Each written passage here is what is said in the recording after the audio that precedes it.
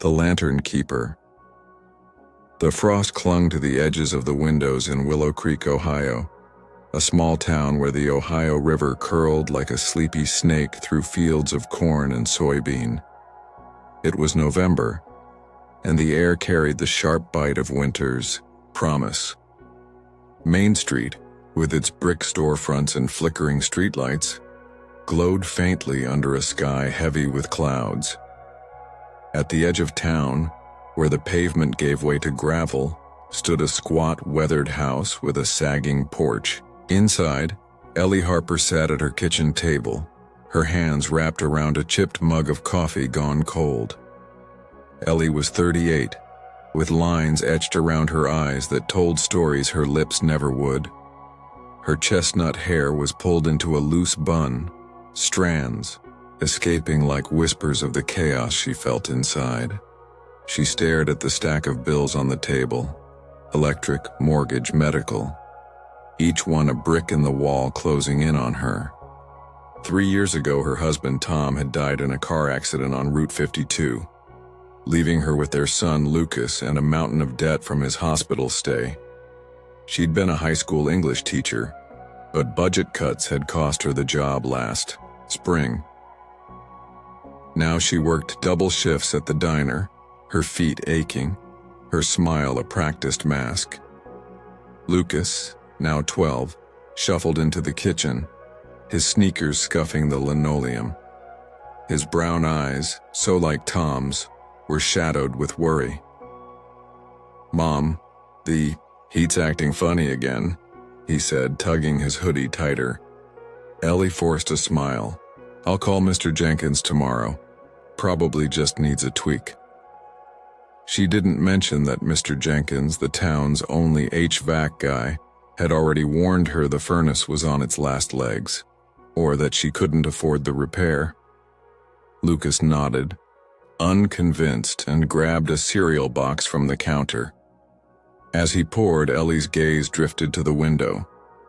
Across the street, the old Miller place stood dark, its windows boarded up since Mrs. Miller passed last year. But tonight, a faint glow flickered behind one of the boards, a warm, unsteady light, like a candle or a lantern. Ellie frowned. Nobody lived there. Probably kids messing around. She made a mental note to check it out later. The next morning, Ellie trudged through the diner's breakfast rush, the smell of bacon and burnt toast clinging to her apron. Her co-worker, Marla, a wiry woman with a smoker's rasp, nudged her as they refilled coffee pots. "You hear about the shelter?" Marla asked, nodding toward the TV above the counter. Ellie glanced up. The local news was reporting on Willow Creek's homeless shelter, a converted church basement that had served the town for decades. The headline read, "Shelter faces closure amid funding crisis." Ellie's stomach twisted. She knew the shelter well. Tom had volunteered there, serving meals every Thanksgiving. It was where they'd met, back when Ellie was a college kid dishing out mashed potatoes to folks down on their luck. "They're saying it'll close by Christmas if they don't get a miracle," Marla said, shaking her head.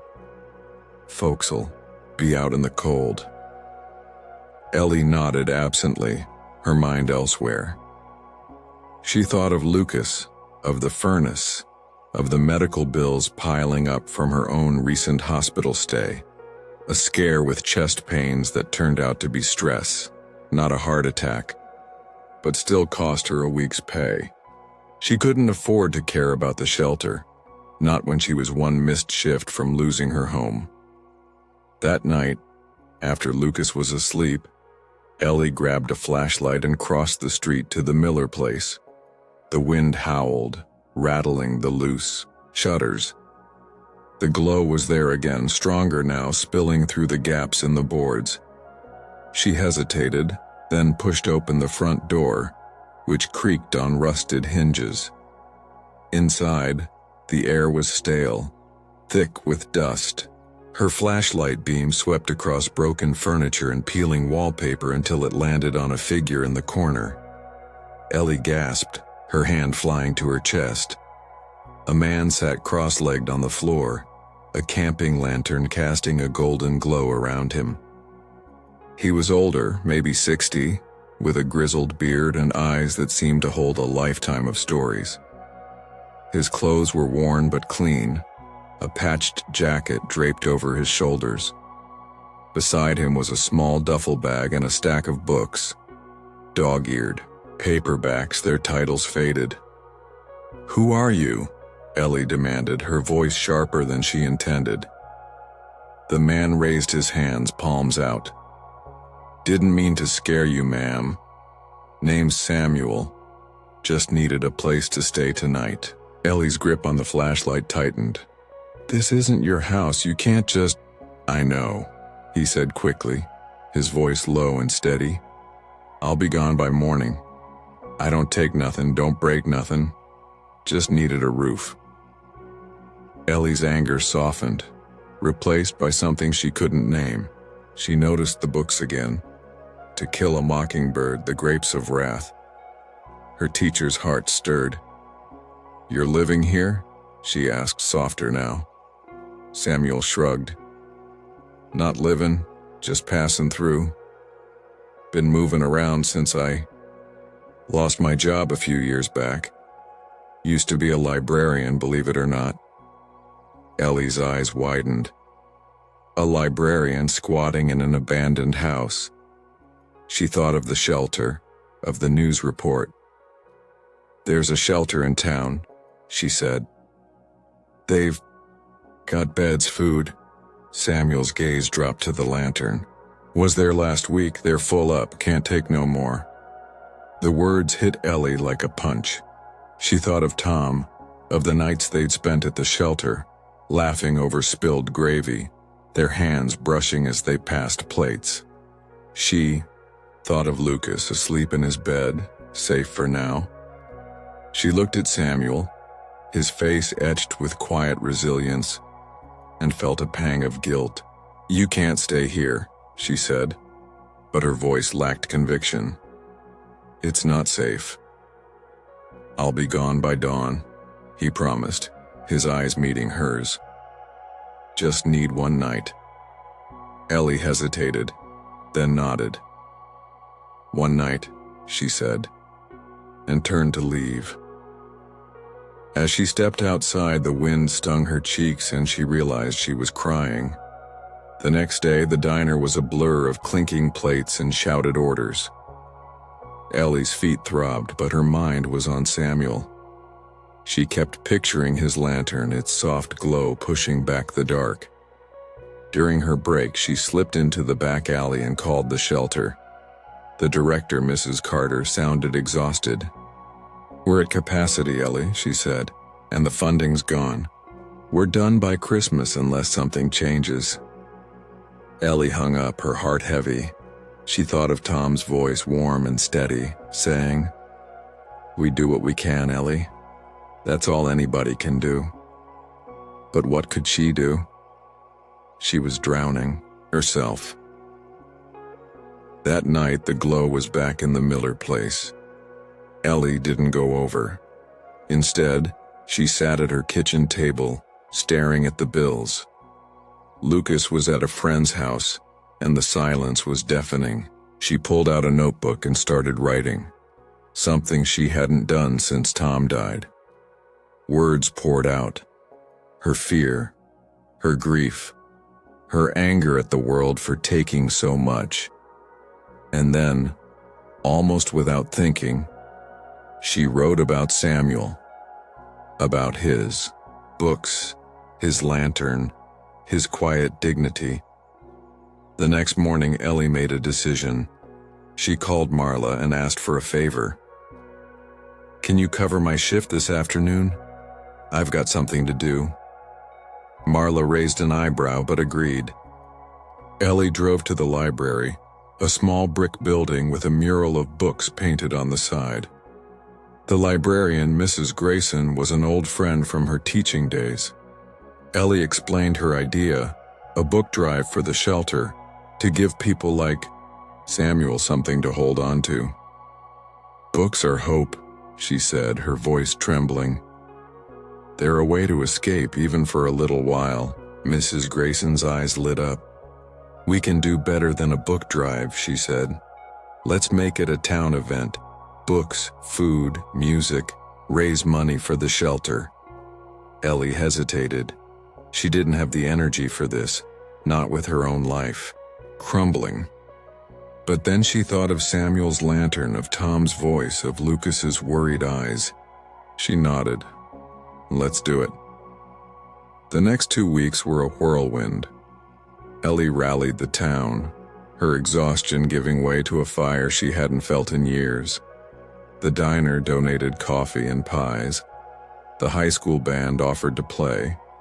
Lucas and his friends made flyers, their laughter filling the house for the first time in months. Ellie even tracked down Samuel, who'd moved to a tent by the river. She brought him coffee and a blanket, and he agreed to help with the event. The night of the fundraiser, Main Street was alive with string lights and the smell of hot cider. Tables lined the sidewalk, piled high with donated books. The band played Sweet Caroline, and kids ran through the crowd, their cheeks red from the cold. Ellie stood at the center, her heart pounding.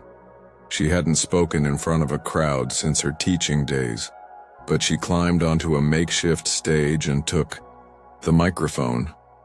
This town's been through a lot, she said, her voice steady despite the lump in her throat. We've lost jobs, homes, people we love, but we're still here. And we're here because we take care of each other. The shelter's a part of that. It's where my husband, Tom, found his purpose. It's where I met him. And it's where people like Samuel. She nodded toward him, standing quietly at the edge of the crowd. Find a little light in the dark. The crowd was silent, their faces lit by the glow of lanterns they'd brought in solidarity. Ellie's eyes stung, but she pressed on. We're not just saving a shelter tonight. We're saving each other. So let's do what Willow Creek does best. Show up. The applause was thunderous. People donated books, money, clothes. Samuel stepped forward, holding a worn copy of To Kill a Mockingbird. This one's mine, he said, his voice rough but clear. It's kept me company on a lot of cold nights. Maybe it'll do the same for someone else. By the end of the night, they'd raised enough to keep the shelter open through the winter. Mrs. Carter hugged Ellie, tears streaming down her face. You did this, she whispered. You and Tom. Ellie shook her head. We all did. Later, as the crowd thinned, Ellie found Samuel sitting on a bench, his lantern at his feet. You didn't have to do this, he said, his eyes searching hers. I know, Ellie said, but I needed to. Samuel smiled, a small, wistful thing. You're a lantern keeper, Ellie Harper. Don't forget that. Christmas came and the shelter stayed open. Ellie and Lucas volunteered, serving turkey and mashed potatoes to a room full of grateful faces. Samuel was there, helping in the kitchen, his books now part of a small library in the shelter's corner. Ellie watched him laugh with a young woman who'd just gotten a job, her face bright with hope. Back home, the furnace still rattled and the bills still loomed. But Ellie felt lighter. She looked at Lucas, asleep on the couch, and thought of Tom, of Samuel, of the town that had rallied around her. She wasn't alone. And in that moment, she knew she never would be. The frost on the windows sparkled under the moonlight, and across the street, the Miller place was dark. But in Ellie's heart, a lantern burned bright, its glow reaching far beyond the walls of her small, weathered house.